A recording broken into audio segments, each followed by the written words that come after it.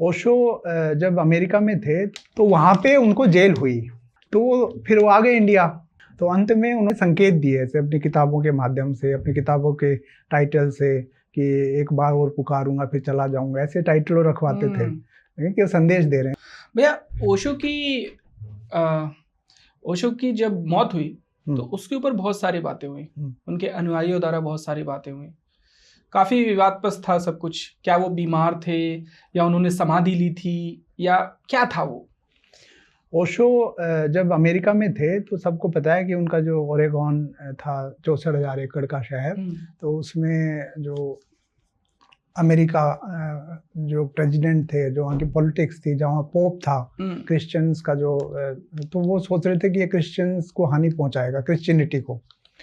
तो उन्होंने कुछ साजिशें रच के कुछ ऐसा करके उनको, उनके बहुत सारे केसेस किए, उन पे बहुत सारे आरोप लगाए कि ये सारे केसेस हैं जिसमें आनंदशीला का नाम आता है कि वो कॉन्स्पिरेटर थी, ऐसा कहा जाता है। मुझे पर्सनली नहीं पता कुछ, बस सुनना जो भी।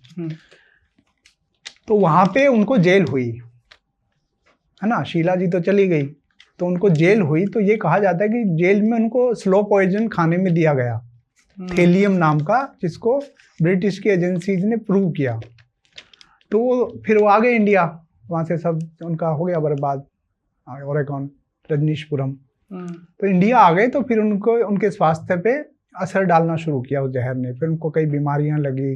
तो अंत में उन्होंने काफ़ी समय पहले ही उनको बता दिया था कि भाई मैं देह छोड़ दूंगा।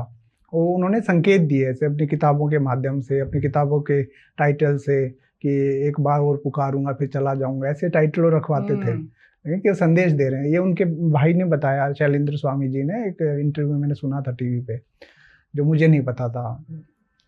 फिर एक ये कहा जाता है कि जब वो देह छोड़ रहे थे ना, तो बड़ी सुंदर घटना है जो किसी ने नहीं सुनी होगी। तो अमृतो उनके सन्यासी थे, तो देह छोड़ रहे थे, तो बताते हैं कि वो अपने कमरे में ऐसे टहल रहे थे जैसे वॉक, मॉर्निंग वॉक पे निकले हैं देह छोड़ने से पहले।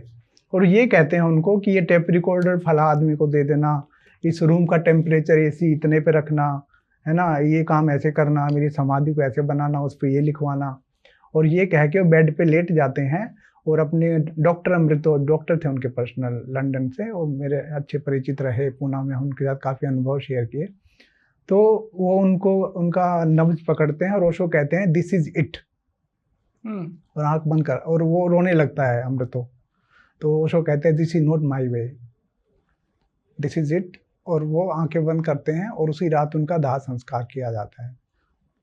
तो आपने सुना होगा ये जो बौद्ध भिक्षु होते हैं, वो अपना शरीर छोड़ते हुए, पूरा रिकॉर्डिंग आपने देखे होंगे कभी, पूरा शरीर छोड़ते हुए उनके हैं, जैनिज्म में भी हैं, है ना। तो वो क्रियाएं होती हैं बुद्ध पुरुषों की। तो उन्होंने देह खुद छोड़ा था क्योंकि शरीर कष्ट दे रहा था, शरीर अब उस लायक नहीं रहा था कि उसको कैरी फॉरवर्ड किया जाए। और साजिशें तो भैया, कॉन्स्पिरेसी थ्योरी हर उसके महापुरुष के पीछे है, लोग हैं जो कुछ भी कॉन्स्पिरेसीज बताते हैं। कुछ हमारे आंदोलनकारी हैं इस देश में ओशो के, कि जो कहते हैं अरे इन्होंने मार दिया उन्होंने, लेकिन ऐसा कुछ नहीं है। एक बुद्ध पुरुष को कोई नहीं मार सकता।